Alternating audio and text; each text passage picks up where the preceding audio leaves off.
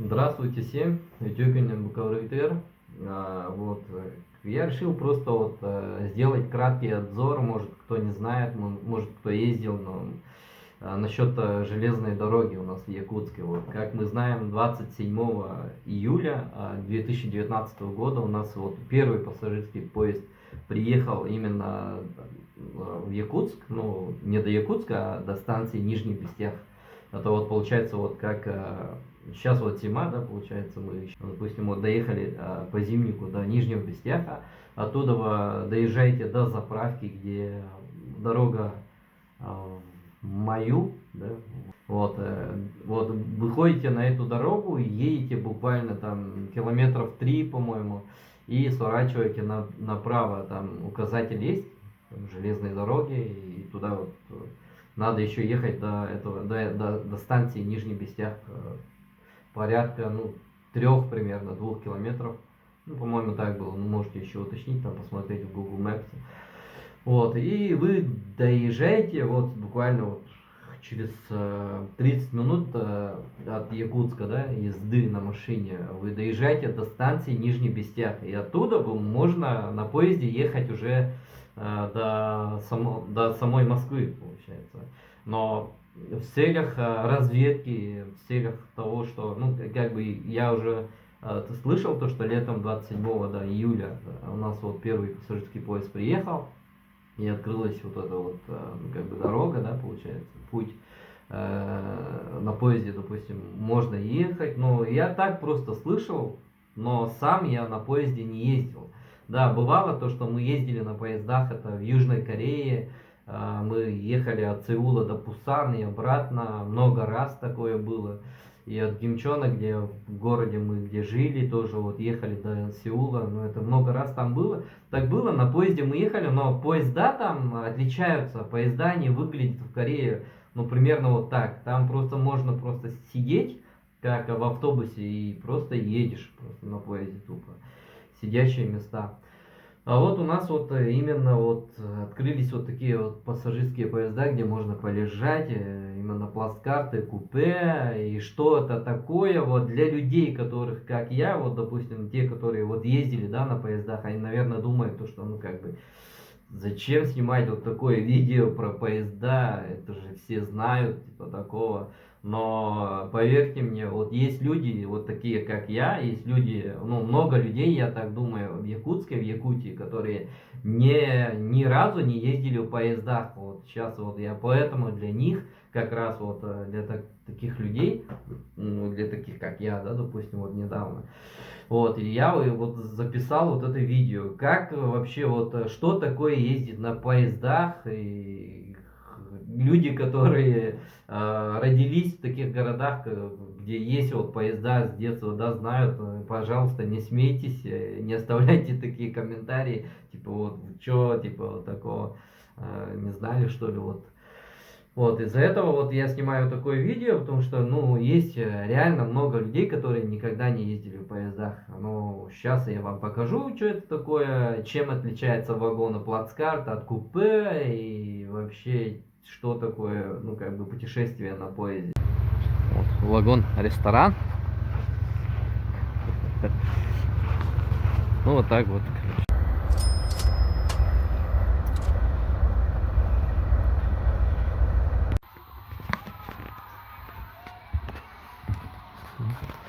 В конце вагона вот такой вот туалет.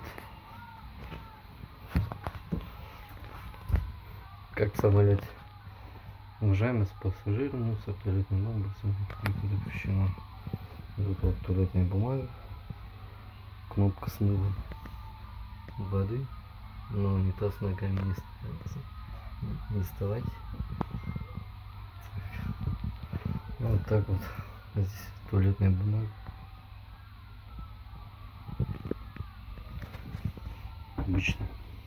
Обычный туалет.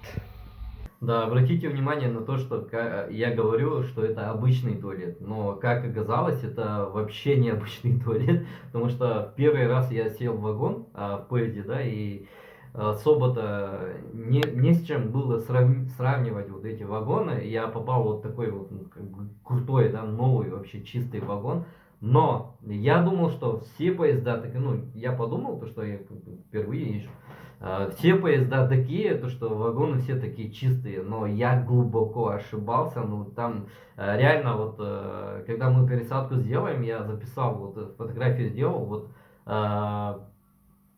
туалет, допустим, обычного вагона. Вот сейчас вот вы посмотрите вот дальше, вот и идем дальше. Вот смотрите, вот этот вагон на самом деле очень чистый. Сейчас попробуем. Почти как в самолете. Сенсорная кнопка и вакуумный смыв унитаз. Вот зеркало стоит. Здесь еще один туалет. Зеркально отраженный. Вот.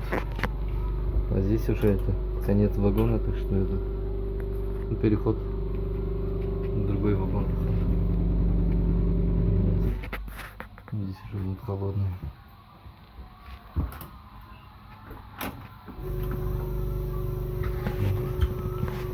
Вот так вот.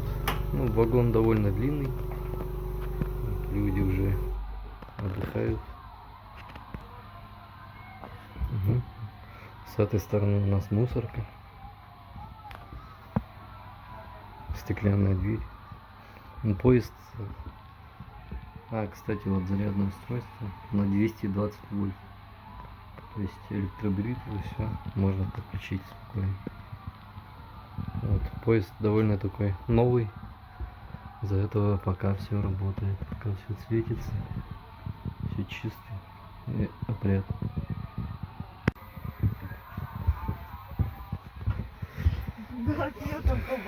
Сейчас я дойду до места своего.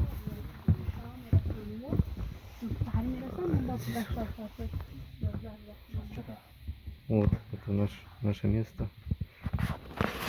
Получается, вот это плацкарт. Здесь вот 2 верхних и 2 нижних. Вот эти кресла поднимаются, вот этот стол поднимается.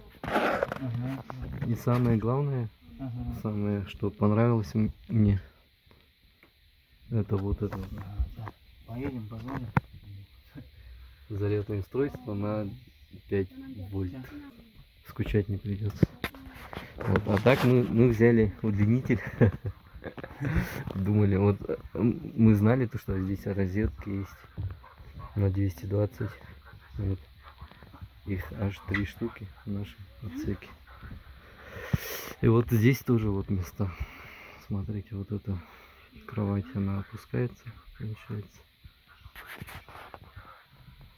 Вот это тоже поднимается до этого уровня. Здесь 2 места. Здесь вот 2 места.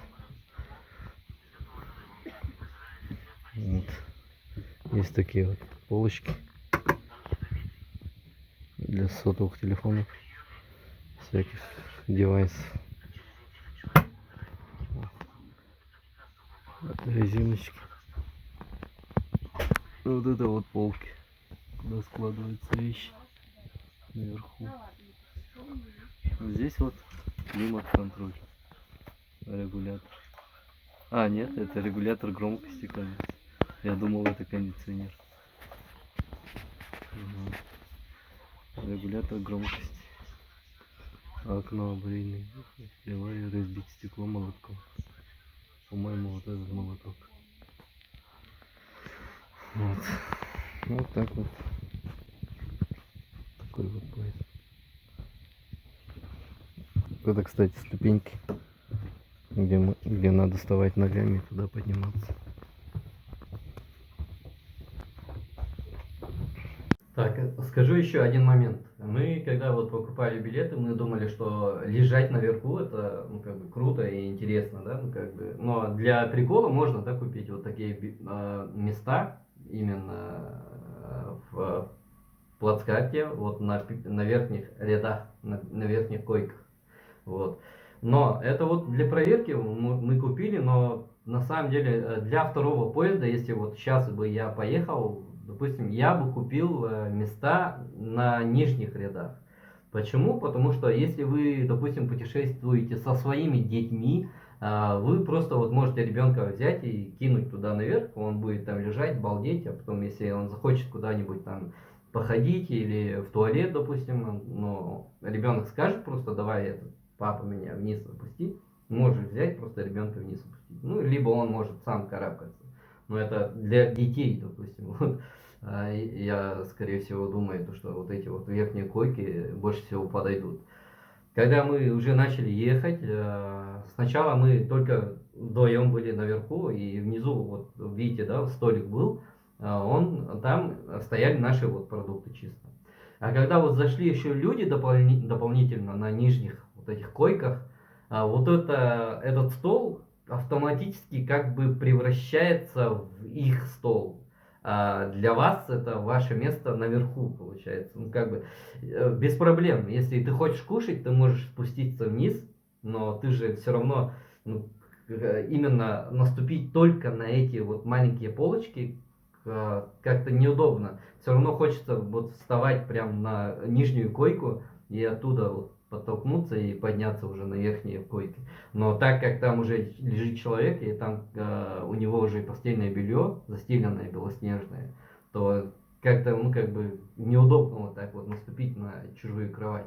Но под матрас еще можно вот так как-то вот так наступать и подняться. Но поверьте мне, это неудобно, когда ты вот захочешь в туалет, допустим, захочешь кушать доширак, либо просто вставать там, посмотреть через окно, что творится. Вот это вот верхние ряды, я так подумал, это чисто для детей. Я вот сейчас вот я так думаю. Вот, поэтому, если вы хотите взять места, то возьмите нижние ряды. Но если у вас есть и дети, то ничего страшного, их просто можно наверх закинуть и все. Вот, поэтому, ну, как бы такой момент был. Но когда мы именно захотели кушать, мы спустились, они видят то, что, ну, как бы, нижние пассажиры, то, что мы взяли доширак, достаем, все такое. Они сразу встают и сидят, но там были дедушка с бабушкой, ну, как-то неудобно, они сидят и ждут, пока ты будешь там, ну, как бы, сидеть и кушать. И это как-то стрёмно. И я ему говорю, ну, может, ну, как бы, если хотите, вот, полежите, я вот там, ну, как бы, стоя буду кушать. Он говорит, нет, нет, ничего страшного. Сидите, ждет, короче, так, болтается, легкое такое, как бы, болтание есть все равно. Сидишь, кушаешь, а потом уже все убираешь, и этот дедушка уже ложится спать. Ну, как бы, вот такой вот, немножко такой момент. Ну, некоторым людям пофиг, ну, как бы, это же все равно, ну, как бы, ты же заплатил, этот столик тоже общий, и, типа, ну, как бы. Но это дело каждого, вот просто вот такой совет, если вы захотите, допустим, вот взять именно вот места, выбирать, то выбирайте нижний ряд. А так, если у вас вот реально детей нету, если вы сами вот вдвоем, да, и будете ездить, возьмете нижние ряды, а там наверху будут какие-то соседи некультурные, да, которые еще будут туда-сюда ходить в туалет, там, они будут еще наступать на ваше вот это белье постельное новое, и как-то, ну, как бы тоже стрёмно будет, вот, поэтому, если вы вдвоем только гуляете, да, если у вас, как бы, энергия есть забираться наверх и вниз, то, ну, без проблем, то, конечно, возьмите верхние койки. Если ваши соседи не будут пукать еще. Вот. Но там вентиляция есть, все работает нормально, все, с этим проблем не было вроде. А если вы путешествуете с детьми, то нижние полки занимать, ну, естественно, так и будет. Короче. Вот. Ну, это дело каждого. Вот думайте сами, и я вас просто вот так введу в курс дела. Ну, вот это вот самая главная вещь в нашем поезде. Источник горячей воды.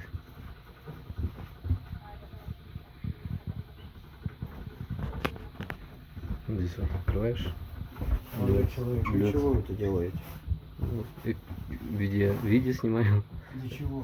Ну, рассказывай, вот. Корреспондент, что ли? Термаль называется. Не Тифай, а термаль. Ну, здесь источник горячей воды. Ну, слава богу, купили дошираки. И вот нажимаешь сюда, и льется горячая вода. Только она выглядит как будто вообще супер какая-то печка, которая топится не знаю чем. Блин, сложная довольно система. Вот. Прям как будто паровоз какой-то.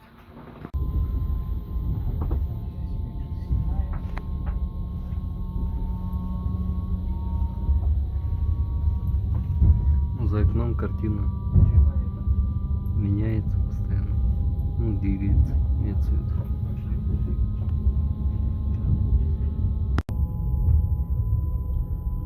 Вот, впервые в жизни в поезде. Станция Нижний Бестях до поселка или города, как Сковородино. Да. А оттуда уже до Владивостока пересадка. Ну, это наш вот вагон. Вот Толян. Вот наши вот верхние места. Там вот, как я показывал, есть зарядки USB. Так что живем. Вот. Ну, непривычно как-то, вот смотрите. Вот. Такая вот природа. Картина. Или видеоподложка. За окном постоянно меняется. Ну, особо он не качается, вагон. Ну так, относительно. Время 10 утра. Ну, вот так вот сидишь, наблюдаешь за окном вот такую картину. Все, можно спать, там, читать даже можно, оказывается. Книгу. Я думал, что будет болтать. Но это особо так не чувствуется. Вот. Ну, нормально. Да, хорошо, все отлично. Электронные какие? Да, есть такие. Проверяют билеты. Не, у вас электронные, да? Да, мы электронные билеты. Ну вот, если вы покупаете именно вот ЖД билеты через интернет, то обращайте внимание на то, что там есть вот пунктик, ну галочка, постельное белье называется. Вот, мы вот эту галочку не поставили, так что у нас без постельного белья. А если без белья, то вот эти матрасы и подушки, которые мы так радостно положили себе, они нам не выдаются. Но можно купить уже, да, можно уже купить на месте. Это стоит 180 рублей. Я думаю, недорого, потому что, ну, как бы 180 рублей, и у тебя будет подушка и матрас, и еще белье. Так что имейте в виду. Вот нам выдали вот такое белье. Вот. Счастливого пути написано. Прям вот приятно как. Смотрите, она запечатанная. Прям чистая, новая. Так что, если вы любите ездить, допустим, не летать, да, где-то так дешевле выйдет. И довольно-таки вот тут присутствует своя романтика. Так, еще оказывается, вот смотрите, тут комплектация постельного белья, она отличается. Вагон люкс, там получается простыня, пододеяльник, наволочка и полотенце. Две штуки и пододеяльник даже есть, да, получается, для вагонов с душевым модулем. Вот это вагоны люкс. А вагоны СВ, там получается простыня и пододеяльник одна штука. Купейные вагоны и плацкартные. Вот у нас как раз плацкарт. Там получается простыня две штуки и наволочка одна штука и полотенце. Вот даже полотенце есть, оказывается. Вот она, такая вот полотенчик. Вот я сюда положил. Вот смотрите, вот такое вот свежее чистое белье, как будто в каком-то отеле в Корее. Вот, допустим, вот заходите, ну, там в отеле в Корее попадались такие отели, туда заходишь, там получается вот даже не уверен, что там, ну, белье постирали, не постирали, а тут вот прям вот где-то вот такое чистое получается. Ну, приятно. Вот. Две простыньки мне дали. Вот одну я туда положу пока. Вот, пока вот этого хватит. Вот, видите, чисто, уютно. Можно тут лежать. Вот главное, тут есть зарядник. Все, тут лежишь. Вот я вот лежу у себя, получается, в комнате, да. Вот тут вот полочка такая есть. Смотрите, вот часики, полотенце. Можно что-нибудь туда положить. А есть вот этот вот зарядное устройство. Но вот этот светильник, по-моему, его включают только вечером. Потому что вот я включаю, она не работает. Потому что на улице сейчас светло, поэтому, видимо, освещение еще общее вагонское или вагонное не включили. Вот поэтому, видимо, светильника нету. Вот. Мы взяли на верхние полки, потому что нам не трудно вот подниматься наверх. И еще вот нижние ряды, ну, нижние вот эти, да, места, они стоят дороже, потому что, ну, как бы удобно. Никуда карабкаться не надо, просто вот пришел и туда вот улегся. Вот этот стол, если что, поднимается туда. Он как-то вот так криво стоит. Ну, поднимается. И она не мешает вот людям, которые внизу. Вот смотрите, у меня вот новое белье. Вот свой уголок получается. Я лежу. Мне особо ничего не мешает. Я не боюсь упасть, потому что тут есть такая перегородка. И вот так вот лежу. Это не молоток, это кран. Че? Канат у проводника. Место для зацепа карабина.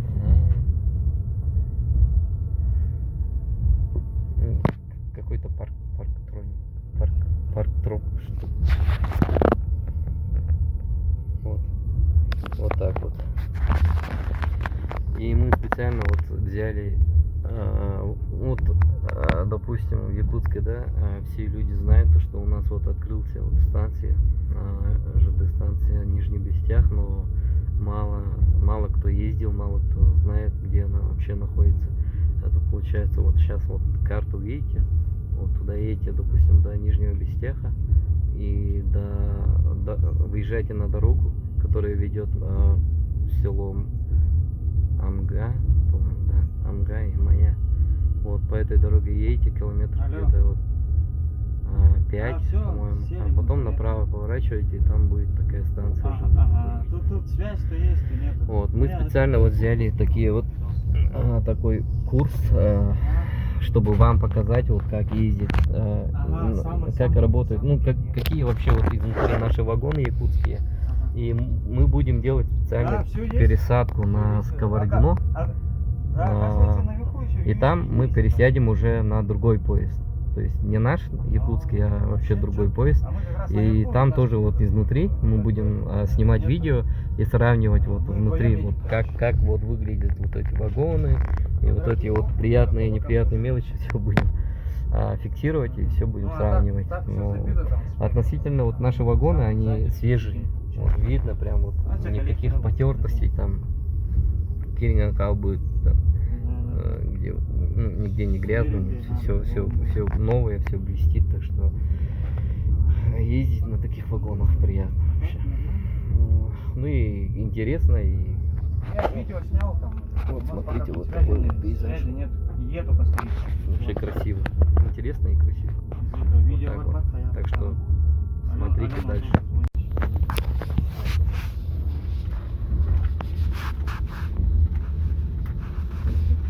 Я 10-20 уже домой приехал. Да. Вот это вот последний вагон. Вот, едем.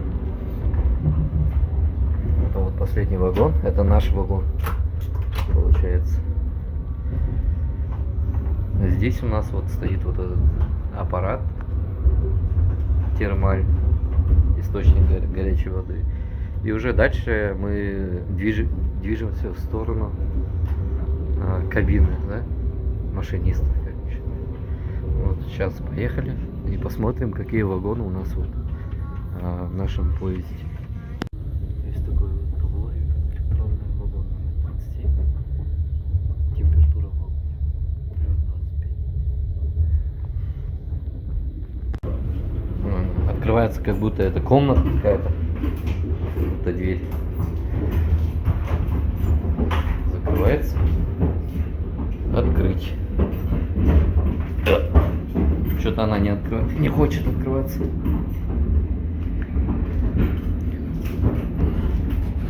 Нет, не получилось. Вот у меня вот получилось открыть этот вагон. Это получается стыки. И я иду дальше.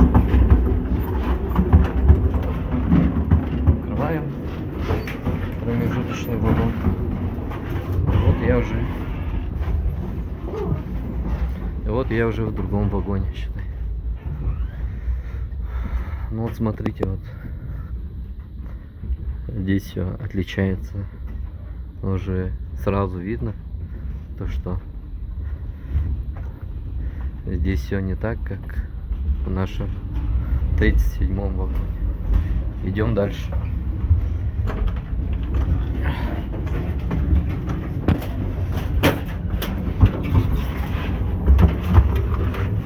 Прям блин, хреначе. Это бар. Так. Хорошо. Да.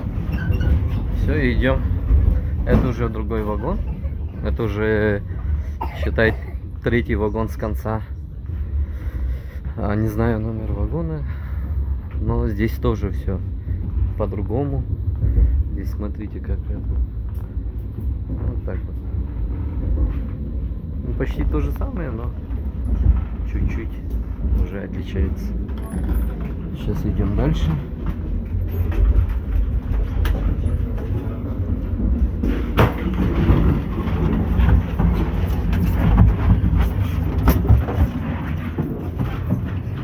Здравствуйте.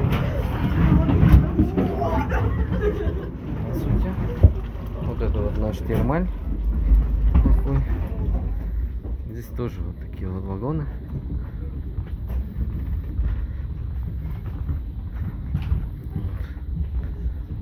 О, пассажир.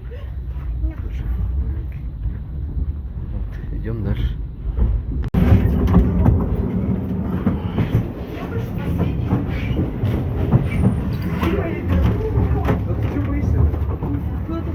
Ну вот это вот, собственно, вагон-ресторан. Вот, смотрите, какие столики. Соль, перец. Все как обычно. Посмотрим, что здесь продается. Вот шоколадки всякие. Ну, цены такие нормальные, как в обычном магазине. Вот, допустим, Орбит 50 рублей. Шоколадка, да, 200 рублей. 70, 120 рублей Орео. 80. А тут даже есть, смотрите, бар место есть. Сколько она стоит.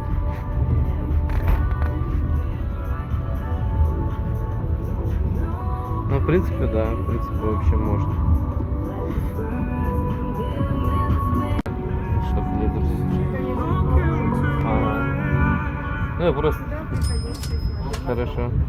Нет, ребята. Вот, здесь продается салат Сизарь за 200 рублей. Салат мясная 300 рублей. Ну, цены такие обычные, как в обычных таких кафешках. Но зато здесь пейзаж хороший. Здесь можно, вот если вот, допустим, вот заказывать и кушать, да, здесь можно сидеть. И вот такой вот красивый вид. Смотрите, как красиво. Вот. Почему бы не посидеть, не покушать?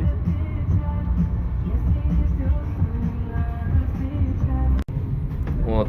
И после вот этого вагона ресторана есть еще один вагон, купейный называется. Но у нас вот вагон называется плацкартный, и он как бы экономный, да, вариант. А есть еще купейный вагон. Он стоит дороже, чем обычный. Ну, там проезд стоит дороже, так что сейчас посмотрим, за что люди платят. Вот смотрите,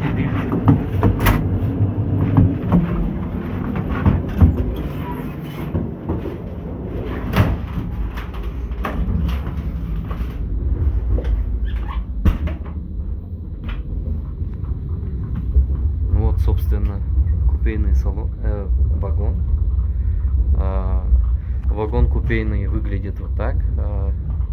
Получается, здесь этот коридор. И с одного края уже находятся вот эти вот места.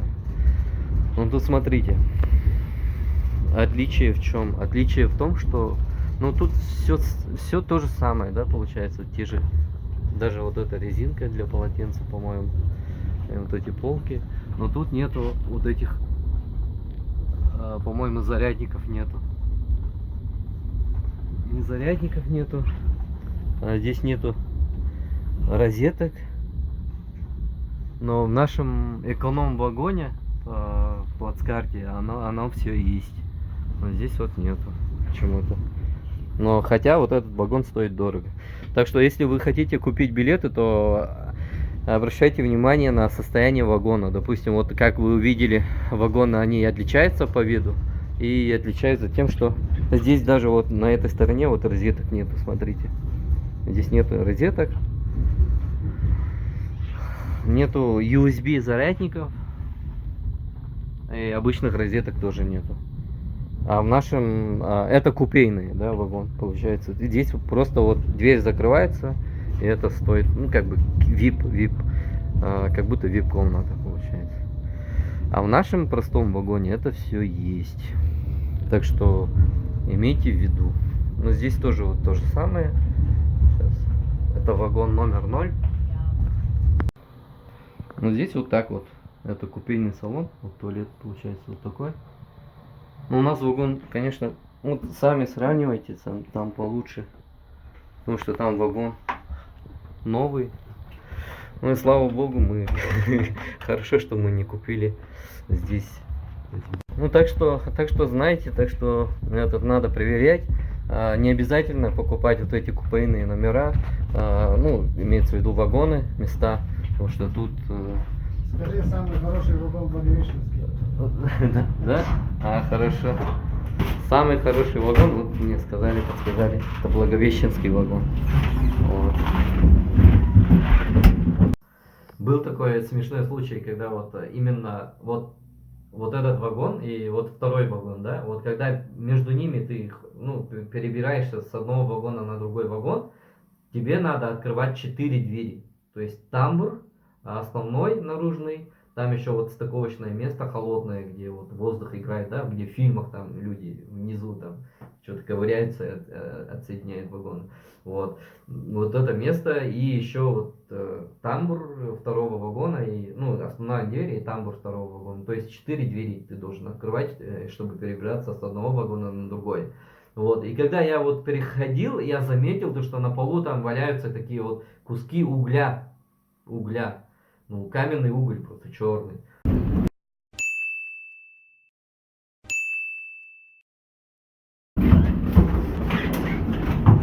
Вот это. Я подумал, ну, может, это вагон, который пассажирский, раньше стыковался с вагоном, который везет уголь. Вот, и оттуда вот этот, ну, как бы, может, посыпались вот эти вот этот уголь, короче, вот так я думал. И я думал, что вот этот локомотив супер современный, на дизеле, может быть, не знаю, на каком топливе, если что, знаете, вот пишите, я особо не разбирался. Ну, могу прогуглить, конечно, но это суть не в этом. Короче, вот этот локомотив супер современный, там, ну, как бы стоит двигатель, вот этот двигатель и обеспечивает всю теплоэнергию, ну, теплоту, да, тепло в салоне, может, там какая-то печка стоит, я так понял, и электричеством тоже обеспечивает, ну, вот этот вот локомотив. Но, как оказалось, у каждого вагона есть свои аккумуляторы, когда они стоят просто вот так, отсоединившись, вот как в нашем случае, да, наш оставили, уехали, но у нас было питание. Ну вот, у них есть свои аккумуляторы, но они основное питание по-любому получают от основного, ну, головного локомотива. Вот. Это вот первое. А отопление, вот, внимание. Я вот, потом я вышел, как-то вот вечером иду в другой вагон, и заметил там 2 людей, которые лопатами вот так, короче, уголь вот забрасывают, реально, короче, вот в печку. Я, у меня ассоциация сразу с такими паровозами, которые вот, старые же есть паровозы, где уголь забрасывают, там что-то закрывают, крутят, и, вот, и поезд дальше едет. Я вот такая, я сначала не понял, сначала вот смотрю, блин, что они делают, короче, в ведрах там уголь таскают, что-то там другой подметает вот этот уголь, и первый, короче, быстро-быстро вот так, короче, закрывает. И я хотел заснять вот это видео, как раз мне сказали, что, стоп, короче, не надо снимать, ты что снимаешь вот так, короче, они скрывают. И, типа я, ну, как будто они скрывают от нас то, что наш поезд на самом деле на угле, типа такого. И потом я, конечно, понял, что это как бы отопление вагона. На улице вот, в Якутске минус 45 было. И, конечно, на угле каждый вагон, у каждого вагона есть такой котел, и он, оказывается, отапливается углем. То есть сейчас вот 2020 год, 21 век, но от угля мы, оказывается, не так уж далеко и ушли. Вот.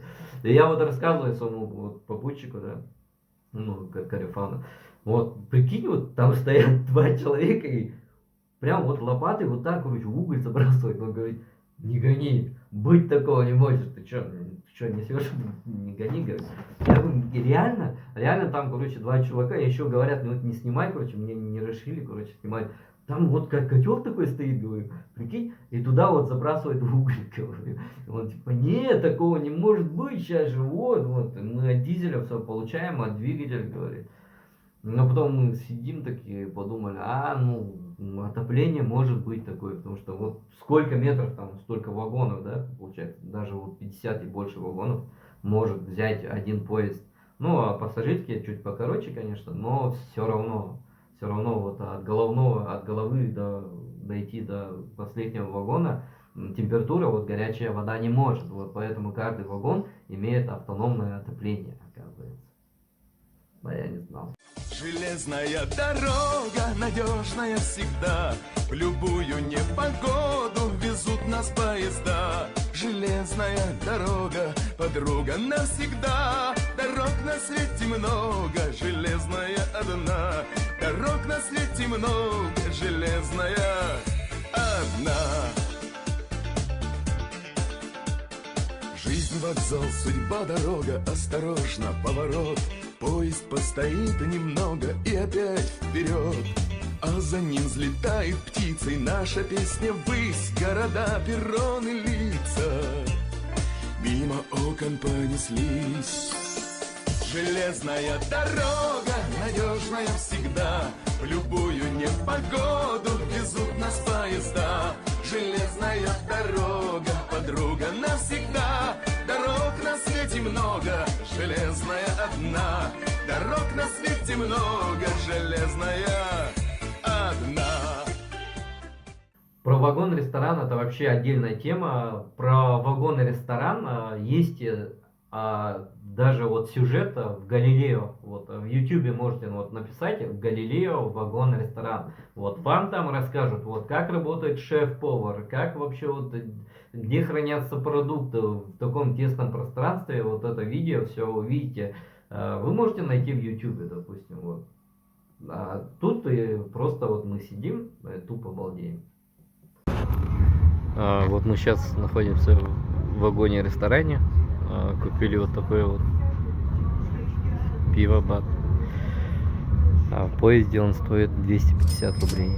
Это одна банка пива стоит 250 рублей. Но не рекомендую с собой брать алкоголь, потому что тут есть транспортная полиция, которая ездит постоянно с поездом. И они ходят туда-сюда и проверяют, короче. Вот поэтому, если попадете со своим пузырем, то, блин, это будет уже, как бы, ну, статья уже будет, это уже уголовное, ну, не уголовное, административное правонарушение, и там штраф будет за распитие спиртного напитка в общественном месте. Вот поэтому мы купили вот в ресторане, где можно купить вот, как бы, пиво, тут есть вот этот алкоголь, продается. Вот тут сидим и пробуем, ну, как бы, железнодорожное пиво. Но самое крутое то, что вот этот вид в ресторане, оно такое офигенное. Тут есть своя романтика. Пожалуйста, смотрите. Так. Ну это же я уже не рекомендую пить пиво всем. Это не реклама и не пропаганда алкоголя, но просто расслабляться и находиться в этом поезде.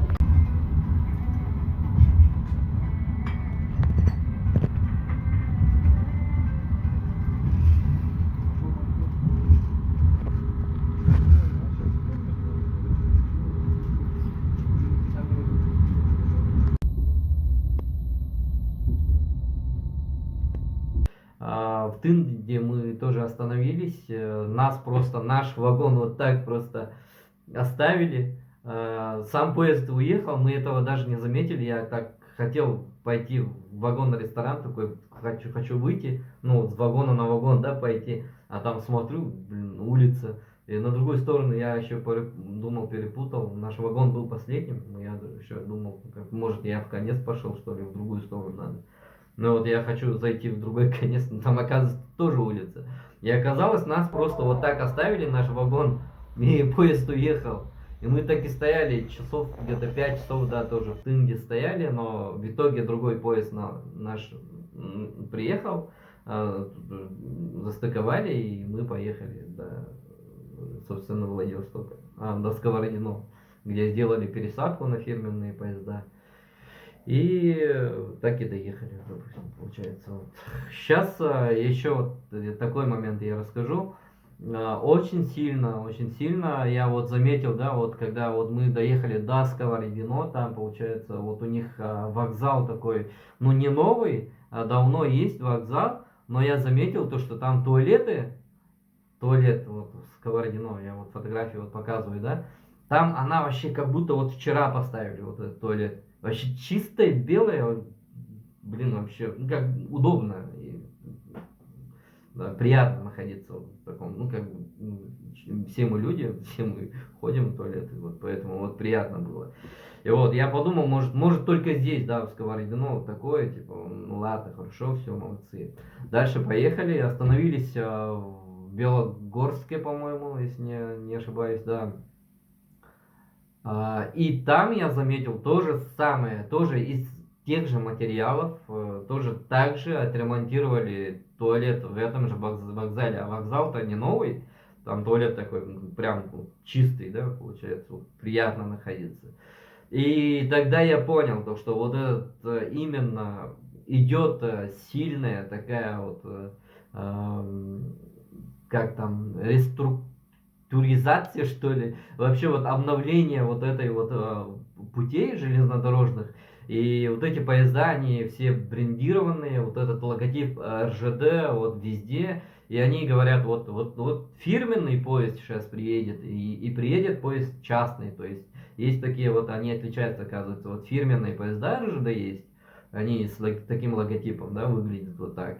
А есть еще поезда вот такие, ну как наши, это вот, ну, это нашей республики, что ли, вот поезда, вагоны, имеется в виду, которые находятся в нашем балансе. Вот.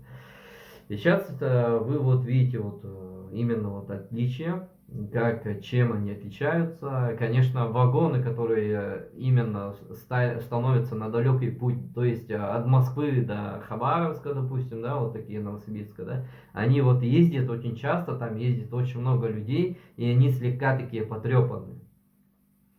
Но я вот заметил то, что нам повезло, нам попался такой вагон, где все чисто, опрятно, прям вот даже такое чувство было, как будто мы попали в Титаник. Но там же говорится то, что в этих простынях никто не спал, из этих посуд никто не кушал, типа такого вот.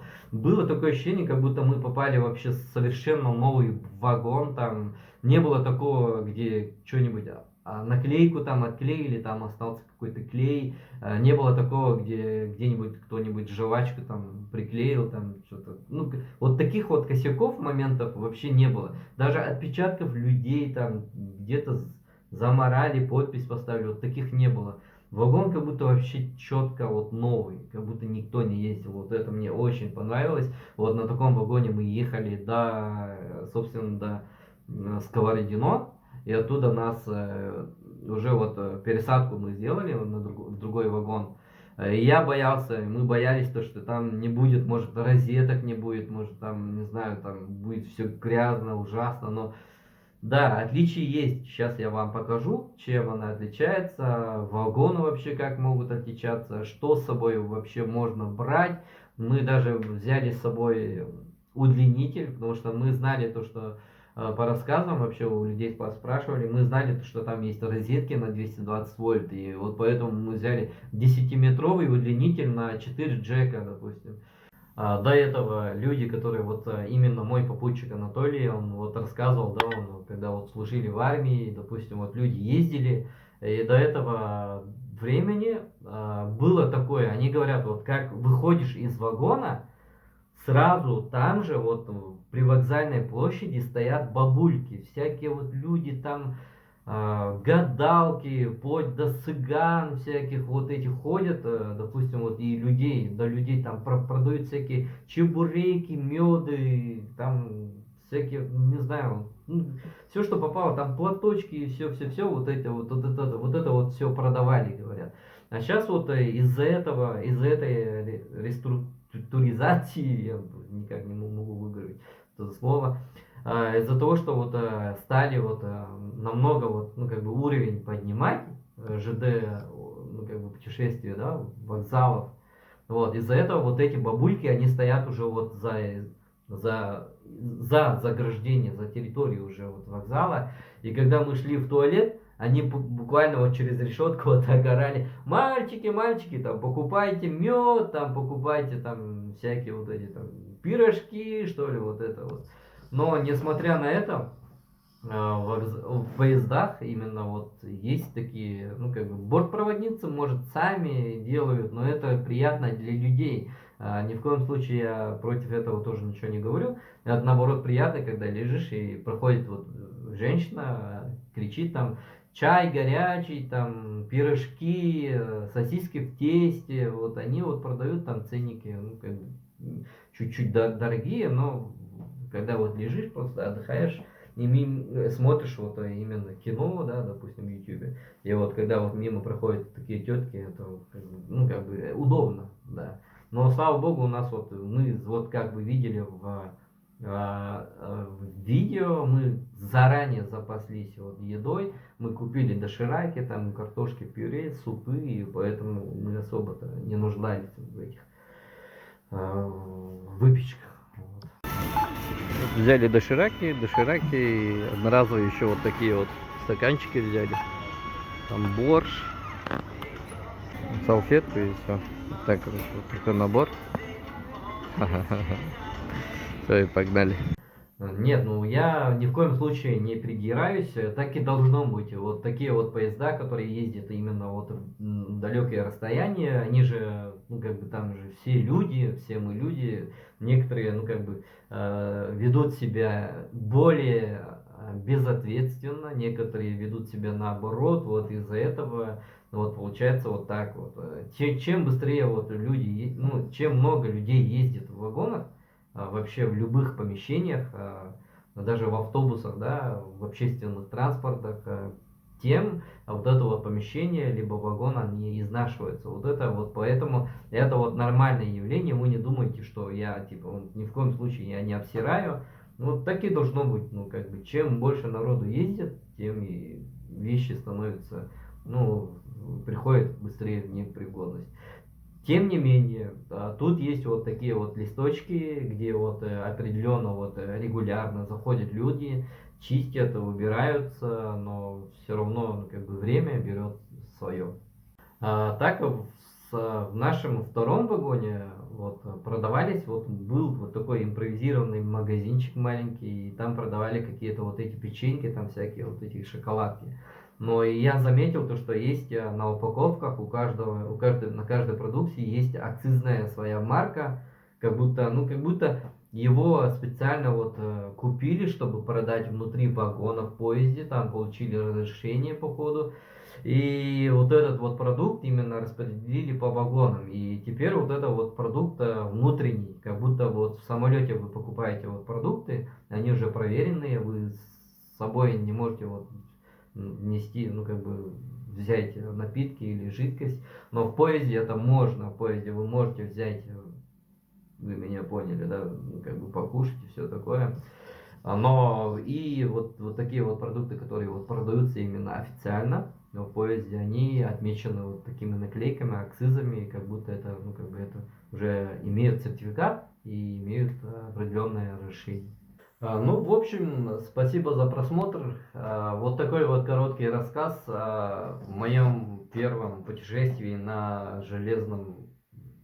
по железной дороге, вот, в железном вагоне. Вот, и меня вот все как будто все как бы понятно, все понятно, предельно ясно, все очень хорошо, и в принципе вы тоже, если, допустим, вот смотрите, вы никогда не ездили на поезде и смотрите мое видео, может, надеюсь, что вы узнали кое-что новое и будете готовы к путешествию. Вот. И у меня вот остался только один самый главный вопрос. Почему в каждом вагоне в поезде я замечал вот такую вот вещь? Вот это тупо вот клизма.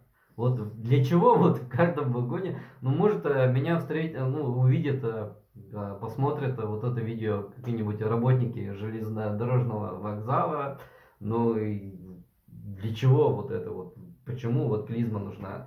Не для медицинских целей, потому что я через окно, вот когда мы стояли в Тынде, я через окно видел, как женщина, ну, в форме железнодорожного вокзала, да, ну, в спецодежде, вот с такой клизмой вот ходил и что-то делал на улице, короче, возле вагонов ходила вот эта женщина.